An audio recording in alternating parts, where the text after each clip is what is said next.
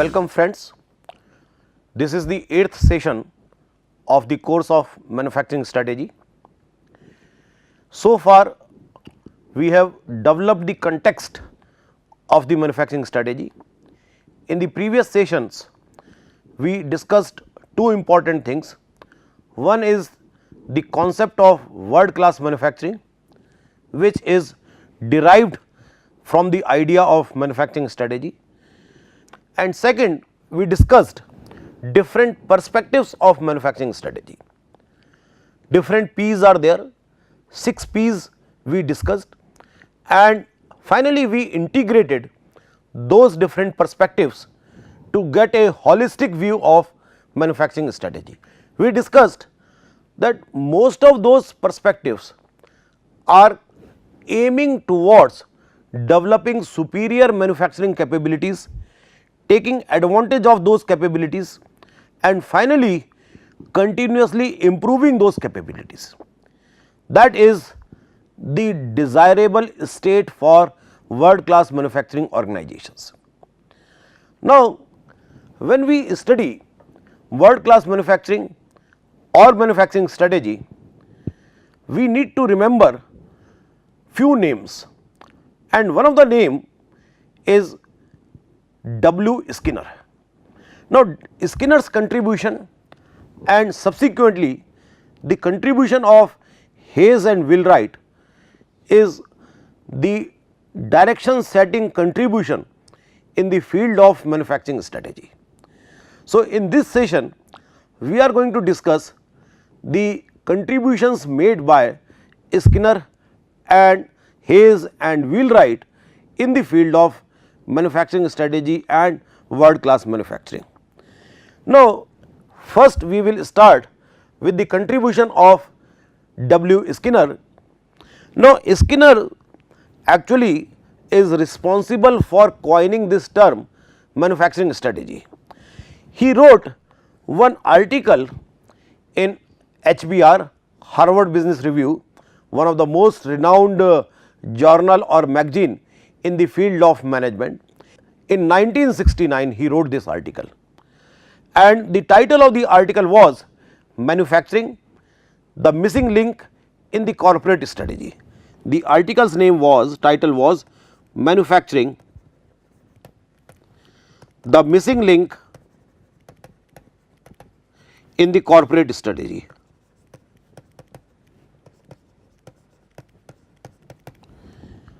I may request you to go to internet and search for this article. We can share this article in our forums also, because when we are reading, when we are going through the course of manufacturing strategy, it is important to know about the contribution of Skinner, because he was the first time identified the strategic role of manufacturing.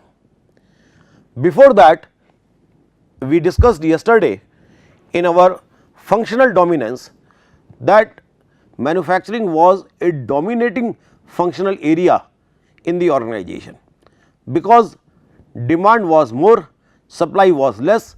So, there was obviously a pressure on the manufacturing that how much you can produce, but again this pressure was just to fulfill the requirement of the market. Manufacturing was not doing any strategic contribution in the organization's success, but there was no pressure of any other kind on the organization. So, only dominance was of the manufacturing. But around 1970, Skinner's idea was a very different kind of concept, that taking the involvement of manufacturing in the development of the corporate strategy. So, that idea was proposed by Skinner, and he says that the connection between manufacturing and corporate success was very low. Nobody studied that what is the relation between manufacturing and corporate success, and most of the time we expected from manufacturing to deliver or to achieve high efficiency and low cost. Beyond that, we never gave any kind of importance to manufacturing or to operations. That operations role is limited to high efficiency and low cost, but nobody studied, nobody tried to create a kind of relationship between your manufacturing excellence and your corporate success. Skinner thrusted the need of this kind of research, that we need to establish the connection between manufacturing performance and the corporate success. So, that is the first important idea which came from Skinner. Skinner also coined one more term, and that is Millstone effect. He said that either manufacturing can be a competitive thing or it can be a millstone thing. Manufacturing can never be neutral. So, how manufacturing can be competitive, that we have understood in our earlier sessions. It cannot be neutral, he said. He said either it can be competitive or it can be providing you the millstone effect. So, what is millstone effect? Let us try to understand that point. Now, according to Skinner, when companies fail to recognize the relationship between manufacturing decisions and corporate strategy, they may become saddled with seriously non-competitive production systems which are expensive and time consuming to change, because you have not established any connection between manufacturing decisions and the corporate success, and over a period of time you actually ignore these relations also. You understand that there is no relation between manufacturing performance and the corporate success, and therefore, your manufacturing activities become saddled, stagnated, and when your manufacturing activities become stagnated, saddled, then you are actually leading, you are actually carrying a non-competitive production system. Either you are having a competitive production system or a non-competitive production system according to Skinner. You cannot have a neutral production system. So, when it is a non-competitive production system, obviously the consequences are that it becomes expensive and time consuming to change. We require flexibility, as I am saying, but if it is a non-competitive production system, you will not be easily able to change the production system.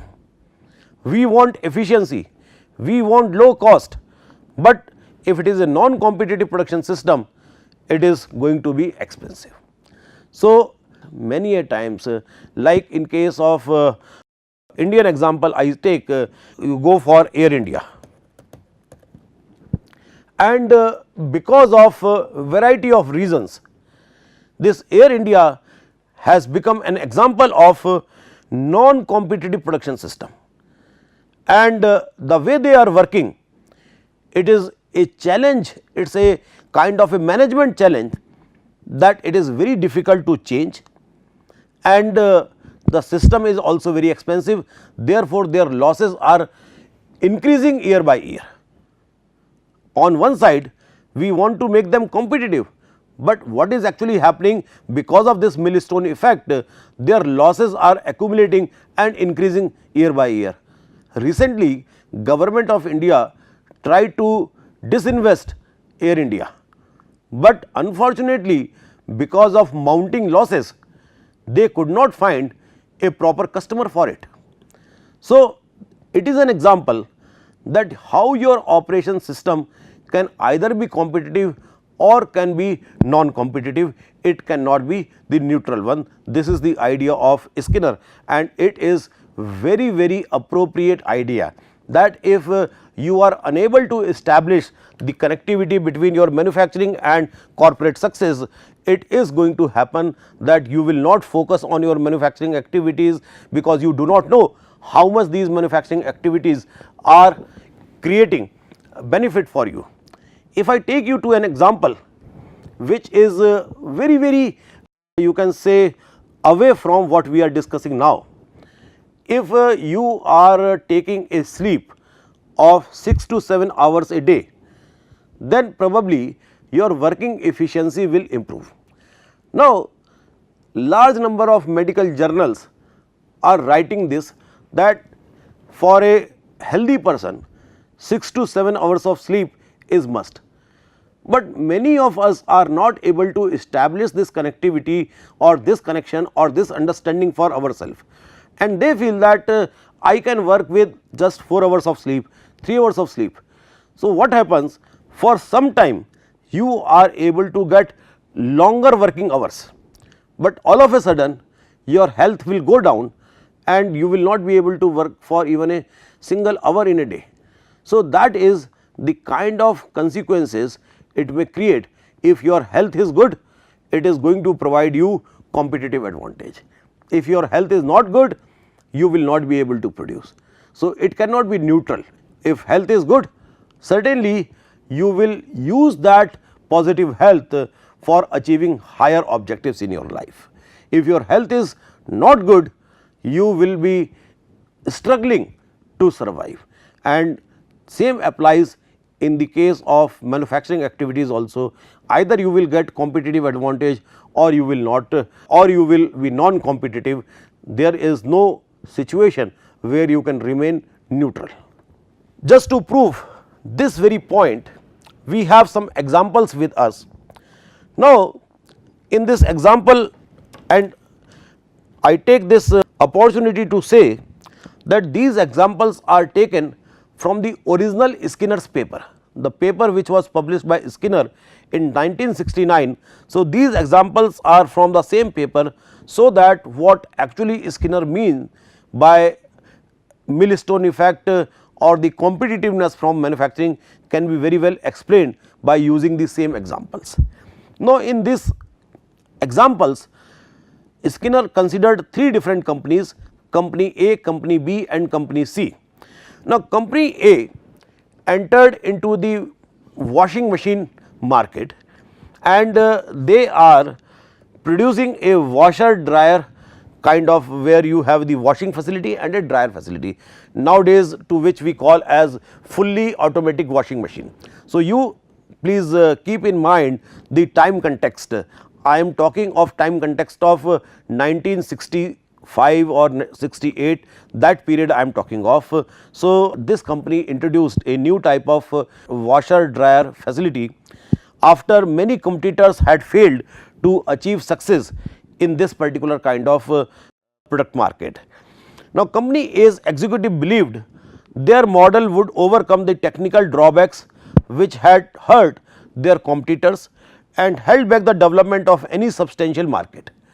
Before that, all the efforts in this market of washer dryer combined facility were failed because of a variety of reasons. But the executives of company A had this belief in themselves that no, we will be able to overcome earlier problems. The manufacturing managers tooled the new unit on the usual conveyor assembly line, and huge stamping presses were used for company's products. Now, if you read this paragraph, you are entering into a market which is not well established. Already many competitors before you have failed in this market, and you have a firm belief that we can overcome earlier failures. Our product will be the success one. But despite all these understanding, your manufacturing manager or your manufacturing executives, they used the conveyor assembly system. They used huge stamping presses for manufacturing the outer body of that assembly. Now, when I am talking of huge word again and again, when I am talking of assembly line again and again, the meaning is I wanted to use economies of scale for this product. Now, this whole idea becomes totally irrelevant. On one side, you are entering into a product which is not well established. So, right from the beginning, there is no question you go for efficiency, you go for economies of scale. So, This plant was actually efficient plant because you were using assembly lines, you were using huge stamping presses. So, it was a low cost plant, it was efficient plant, but the tooling and production process did not meet the demands of the marketplace because the needs were not well established. It was in the process of prototyping. So, customers may give different types of needs, but because you were using efficient toolings, you were using assembly lines, it was not possible for you to change those toolings on a regular basis. So, therefore, your product also failed. So, this is one example that how your manufacturing function is not able to support the corporate level objectives. Then take another example. Now, this company B is coming. Now, company B is producing 5 different kinds of electronic gear for different group of customers, and these gears ranged from satellite controls to industrial controls and electronic components. Now, these are the different types of products where these electronic gears were used. Now, in each market a different task was required of the production function. For instance, in the first market extremely high reliability was demanded. In the second market, rapid introduction of a stream of new products was demanded.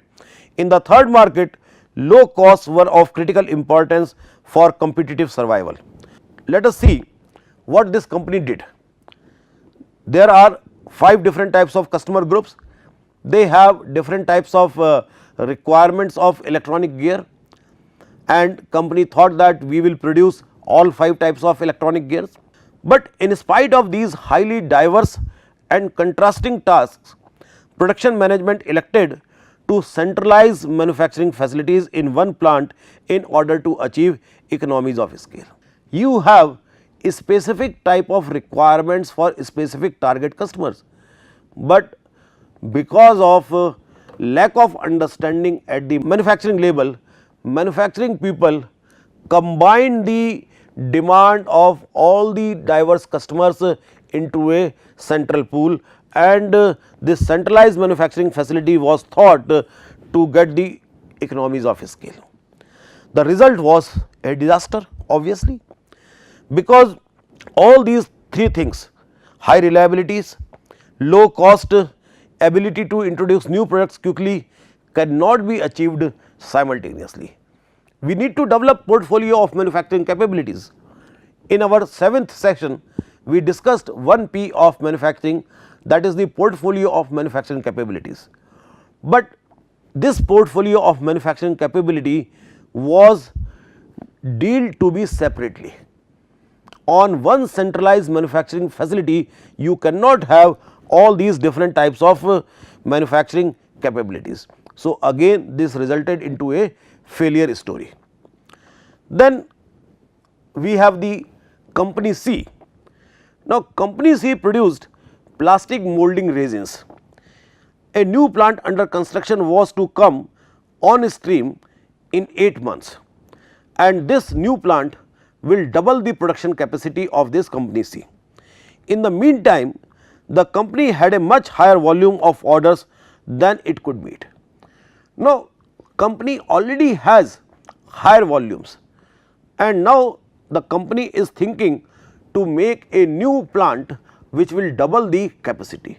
Now, what is possible, because already those orders are there, and company is feeling that after 8 months we will have double production capacity. Maybe it is quite possible that these customers may not wait up to 8 months or 10 months, and they may go to some competitors. Again the failure of manufacturing to anticipate the new demands, and if you are not able to anticipate new demands, it is again going to create problem for you. So, even in this case also demand is there, but demand is today, and you are making some arrangement to fulfill this demand after 1 year, and customer is always in hurry, and therefore, all these customers will go to some other competitors, and even it is also possible that whatever capacity you have, that also becomes underutilized even today. So, your proactiveness is required in providing these products at the right time to the customer. If you are not proactive, even if your orders are there, those orders may go to some other competitors.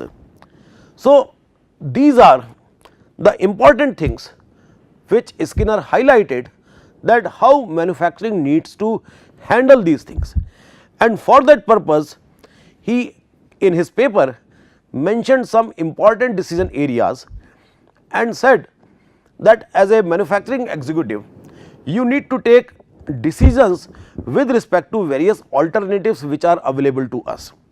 So, we have some of those decision areas, and let us see what are the various alternatives available for those decisions.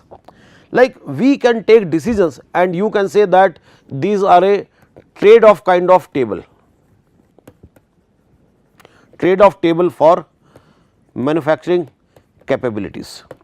Now, you take decisions about plant and equipment, and when I am talking of plant and equipment, we take decisions in the area of processes, plant size, plant location, investment decisions and choice of equipments. The list is not exhaustive, but these are broadly, you can understand, are our decisions. Now, when I am taking decisions, so I must have some kind of alternatives, and from those alternatives I will choose the decision which is most suiting to my organization. So, the decisions may be having the alternatives of whether to make or buy these plants equipments. You should have one big plant or many smaller plants, another critical decision. Sometime you look for economies of scale, you may go for one big plant, but when you want more flexibility, you will go for the many smaller plants. You have issue of locating the plant, whether to locate plant close to your market or locate your plant close to your raw material, a very perennial debate discussion. Then whether you want to invest mainly in building or equipments or inventories or research activities.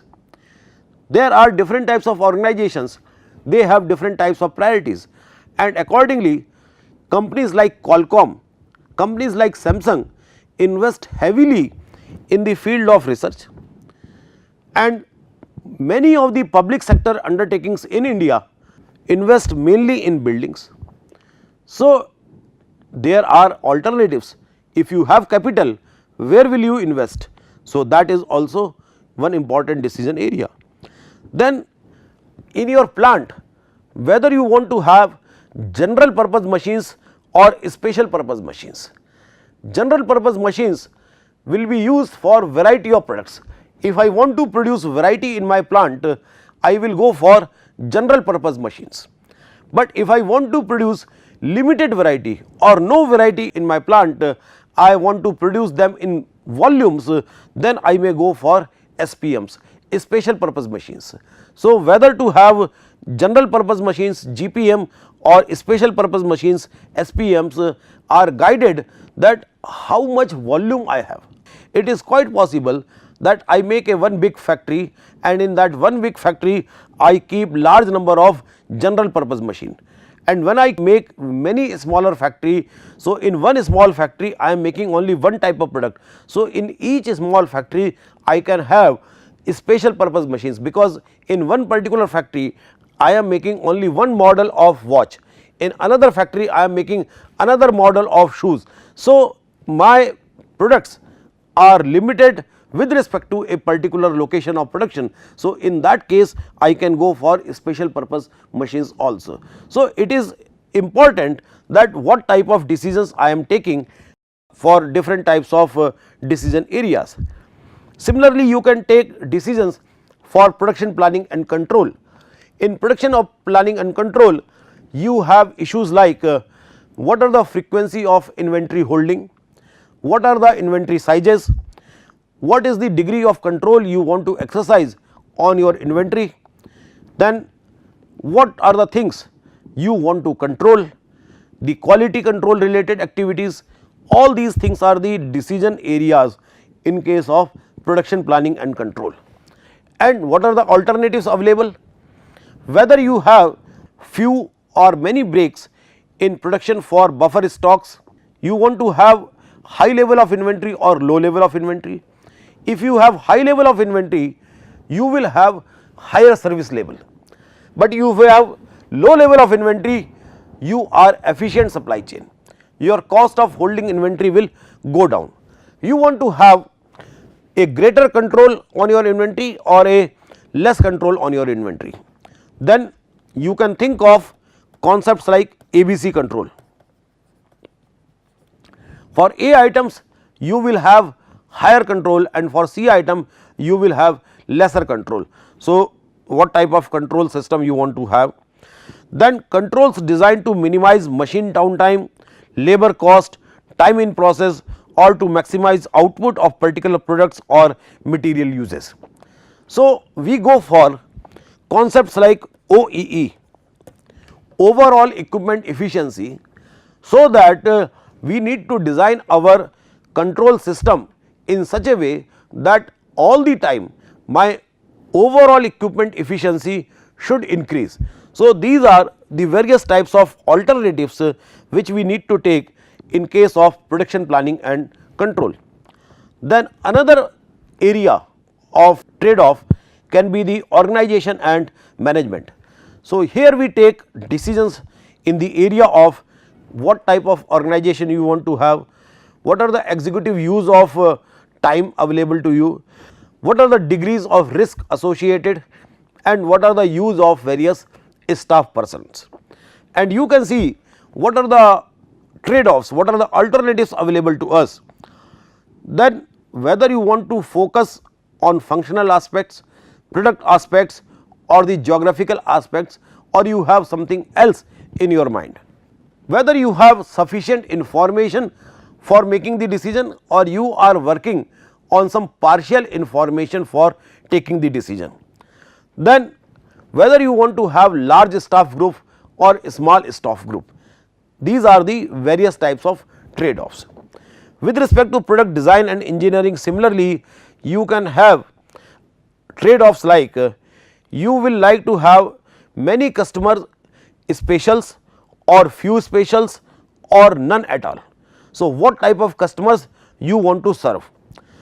Then you have one standard design or you are ready to change design as per the customer's requirement.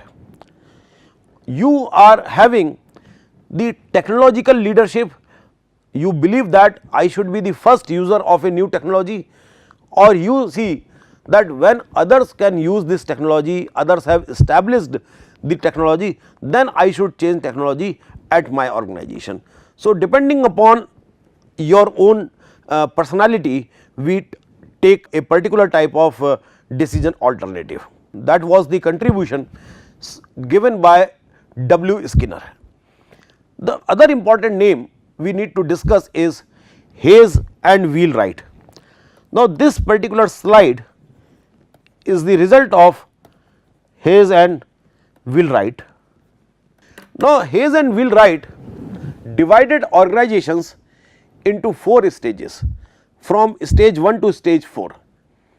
Stage 1 organizations are highly reactive and stage 4 organizations are very proactive, and stage 2 and stage 3 are in between, somewhat reactive, somewhat proactive, somewhat proactive, somewhat reactive. These are stage 2 and stage 3.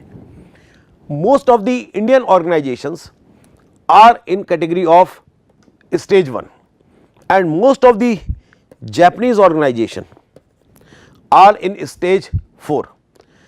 Chinese, European, American organizations are stage 2 and stage 3 type of organizations. Now, stage 1 organizations are reactive, which are internally neutral, and stage 4 organizations are proactive, which can anticipate.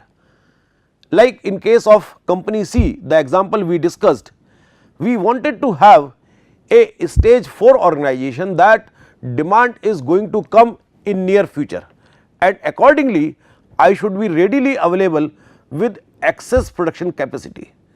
So, because many of these organizations are not able to see the future and therefore, they remain mostly either in stage 1 or in stage 2. So, we need to see how to change this aspect of being reactive to proactive, and that will help us in using the manufacturing for our competitive advantage. We will discuss slightly in more detail this particular concept of Hayes and Wheelwright in our coming session. Since time is getting up, so we will like to close this session now. Thank you very much.